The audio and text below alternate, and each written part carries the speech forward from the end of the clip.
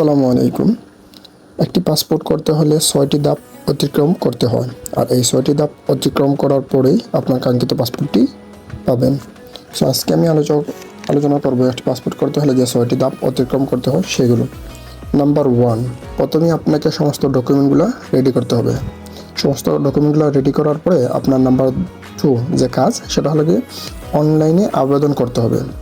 অনলাইনে আবেদন করার পরে নাম্বার 3 যে কাজটা সেটা হলো গিয়ে অনলাইন অথবা অফলাইনে পাসপোর্ট ফি পরিশোধ করা।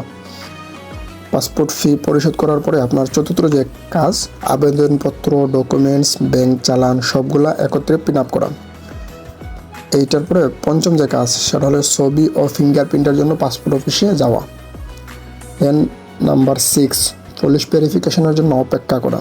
পুলিশ ভেরিফিকেশন হয়ে গেলে পাসপোর্টের জন্য অপেক্ষা করা।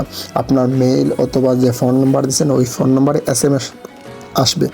তো SMS পাওয়ার পরে আপনি পাসপোর্ট অফিসে গিয়ে পাসপোর্ট ফিঙ্গার দিয়ে পাসপোর্টটা নিয়ে আসেন। সো অফলাইনের ক্ষেত্রে যে ব্যাঙ্কগুলোতে টাকা জমা দেওয়া যায়, সোনালী ব্যাংক সহ আরও 5টা ব্যাংকে পাসপোর্টের ফি পরিশোধ করা যায়। Number 1 one bank, number 2 trust bank, number 3 bank Asia, number 4 premier bank, number 5 Dhaka bank.